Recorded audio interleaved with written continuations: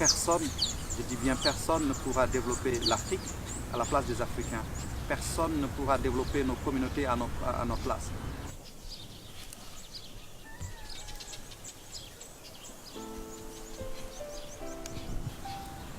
En fait, tout est parti un peu d'un contexte un peu particulier, donc de Guédé Chantier, où quand j'étais tout petit, de l'autre côté du fleuve, c'était très verdoyant, il y avait des animaux. Le matin, quand on allait se laver au fleuve, il y avait des bandes de singes qui venaient boire.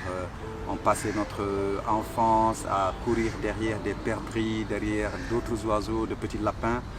Et même jusque dans nos classes, je disais que ces petits animaux-là venaient nous taquiner assez souvent. Donc nous avons grandi dans un endroit où il y avait une biodiversité assez remarquable. Guédé, où j'ai grandi, a été un village pionnier donc, dans le développement de la riziculture dans la vallée du fleuve Sénégal. Donc c'est le premier village à avoir donc, de l'électricité dans les maisons, dans les cases et tout cela. Et ça faisait de Guédé un village extraordinaire. Les gens des villages environnants venaient chercher du travail à Guédé, venaient se former à Guédé. Et les rendements étaient naturellement très élevés. Ça coïncidait donc avec la période de prospérité donc, de Guédé. Et à partir donc, de la fin des années 70, les choses ont commencé à se dégrader donc, de façon massive parce que notre gouvernement central avait l'intention de créer des rizières un peu partout donc, dans la vallée du fleuve Sénégal et les gens ont commencé à défricher massivement donc, ces forêts, surtout ces réserves forestières comprises au niveau donc, de l'île Amorphile, entre les deux fleuves, le fleuve Doué et le fleuve Sénégal. Et puis quand les Chinois sont partis à la fin donc, des années 70, ça a coïncidé aussi avec la mise en place à l'échelle nationale, régionale, donc, des politiques d'ajustement structurel qui ont été imposées par le FMI et la Banque mondiale. Et tout d'un coup, la situation socio-économique à Guédé Chantier a commencé à donc être impactée négativement et à dégringoler rapidement. Donc Guédé est entré donc dans une crise profonde parce que tous les services aussi étaient partis. Et donc l'État disait à l'époque moins d'État, mieux d'État, c'est-à-dire que l'État s'était désengagé donc, par rapport au secteur agricole, éducatif, tous ces secteurs dits non rentables. Il fallait se réunir pour voir un peu, examiner la situation, trouver donc, des solutions donc, de sortie de crise. Et naturellement, ce que j'ai proposé à la population de Guédé pendant la campagne et pendant aussi mon mandat de maire, c'était donc de faire de Guédé une éco-commune, donc la première éco-commune du Sénégal.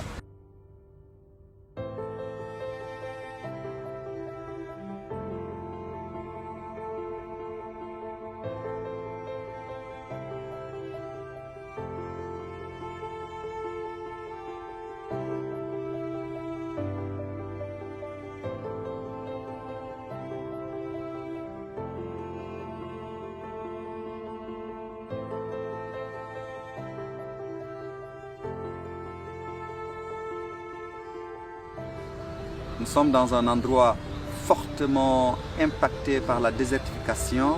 Nous sommes dans un endroit où la hausse des températures a déjà largement dépassé les objectifs que les accords de Paris ont déjà fixés, parce que les accords de Paris cherchent à garder les températures mondiales en dessous de 2 degrés. Mais dans le Sahel, nous sommes déjà autour de 4 degrés. Les lacs sont en train de se dessécher, le fleuve est en train de perdre sa majesté, les écosystèmes sont en train donc de disparaître à un rythme très rapide. Et donc nous, à notre niveau, donc dans nos écovillages, nous mettons surtout l'accent sur la régénération donc, de ces écosystèmes-là pour créer donc, des revenus durables, pour fixer aussi les jeunes, parce que nous avons vu qu'aujourd'hui, il y a des centaines de milliers de jeunes qui traversent le désert pour aller en Espagne. Nous avons donc des centaines de milliers de jeunes qui empruntent aussi la voie maritime, avec tous les risques que cela pose. Et je crois que tout cela, c'est que les gens ont perdu un peu de vue que tout cela, ce qui est à l'origine de toute cette vague migratoire, c'est la pauvreté, c'est la destruction donc, des écosystèmes et des activités économiques donc, de ces localités-là. Alors nous, notre défi véritablement, c'est de pouvoir créer donc de façon durable avec et pour les communautés, donc des activités qui pourront donc créer de l'abondance, qui pourront donc fixer les populations, notamment donc les jeunes donc dans leur village. Il y a eu des initiatives qui ont été développées ça et là pour conscientiser les populations, sensibiliser les gens par rapport à la dégradation de l'environnement, sensibiliser les gens par rapport à l'insalubrité, aussi mettre des projets structurants au niveau donc des Guédé comme une ferme piscicole pour remettre un peu les pêcheurs au travail parce que avec la pollution massive donc du fleuve Doué, il y a de moins en moins donc de poissons donc dans le fleuve. Et du coup, les pêcheurs qui étaient là, donc qui en faisaient leur activité traditionnelle donc depuis des millénaires, on peut dire, sont sans travail. Et donc, en mettant en place donc cette ferme piscicole, ça permettait donc aux pêcheurs donc de retrouver des activités et aussi de créer donc d'avoir donc des revenus. Et nous avons étendu aussi le réseau donc de distribution d'eau potable de Guédé. Nous avons mis en place une salle informatique pour les jeunes donc, du village. C'était un parc de 30 ordinateurs, il y avait 3 groupes donc, de jeunes qui pouvaient venir. Parce que aussi les écovillages, ce n'est pas juste un sentimentalisme, bien un retour complètement au passé. C'est l'utilisation donc, des nouvelles technologies qui peut donc se marier avec aussi les meilleures traditions donc, du village. Parce que tout n'est pas bon non plus dans nos traditions, tout n'est pas bon donc, dans les nouvelles technologies. Il faut trouver le juste milieu, faire un mariage donc, qui pourrait aider Guédé à prospérer et aussi à se développer de façon saine et durable. En fait, il y a un héritage extrêmement important qui a été développé à Guédé et aussi dans 3 ou 4 localités donc de la région où nous avons donc développé un progrès agroforestier et maraîcher biologique. Nous avons tenu donc des séminaires de formation. Nous avions formé à peu près 3000 femmes donc dans la maîtrise de l'agriculture biodynamique, dans la transformation donc des produits alimentaires et leur conservation et tout ça de façon naturelle. Et à côté aussi, il y a 2 autres villages qui sont vraiment très en avance donc dans le développement des éco-villages. Il s'agit du village de Salih-le-Boudou, qui est un village de Mauritanie. Et à côté de cela aussi, il y a une expérience similaire au village de Diara, où les populations ont, avec très peu de moyens, très peu d'assistance extérieure, ont pu reboiser près de 50 hectares.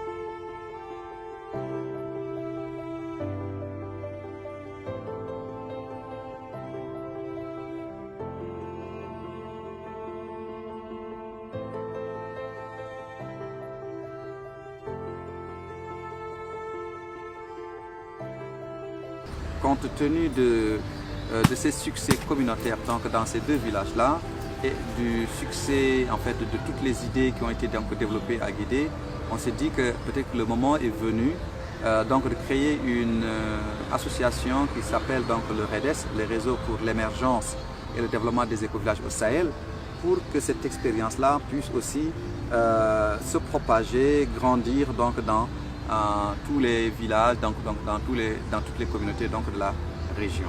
Le REDES a pour ambition donc, de dépasser les frontières donc, du Sénégal, de la Mauritanie, mais vraiment de s'étendre à d'autres pays comme le Burkina Faso, comme le Niger, où nous avons aussi déjà des représentants. En ce moment, le REDES est donc en train de travailler sur la mise en place d'un pôle transfrontalier donc d'éco-village entre le Sénégal et la Mauritanie.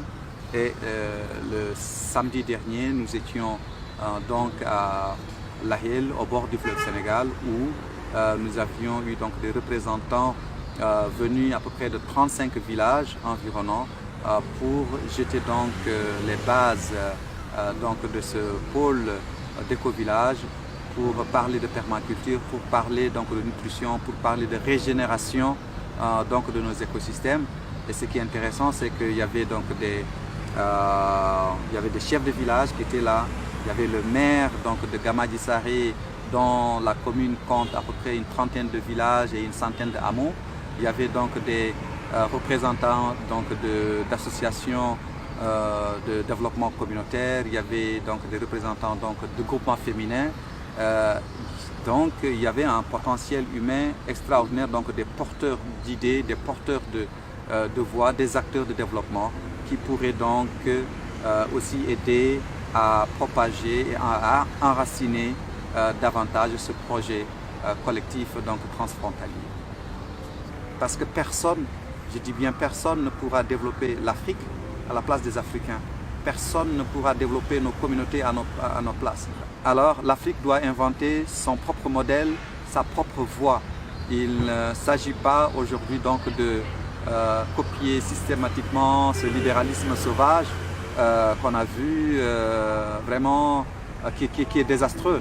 Aujourd'hui, les peuples du monde sont en train de se réveiller contre cet ordre fondamentalement injuste et fondamentalement liberticide pour tout le monde. Et je pense qu'il est extrêmement important qu'on puisse au nord, au sud, donc recréer, réinventer un nouvel ordre mondial où il y aurait véritablement une solidarité entre les peuples, entre les communautés, parce qu'il ne sert à rien de vouloir transformer l'Europe en une forteresse. Ça ne sert à rien. Tous les murs du monde ne pourront pas retenir le flux de migrants. Et je crois que c'est la seule façon aujourd'hui pour réduire les changements climatiques, les effets des changements climatiques. Il faut retourner à plus de sobriété. Il ne faut pas demander à la nature plus qu'elle ne peut donner.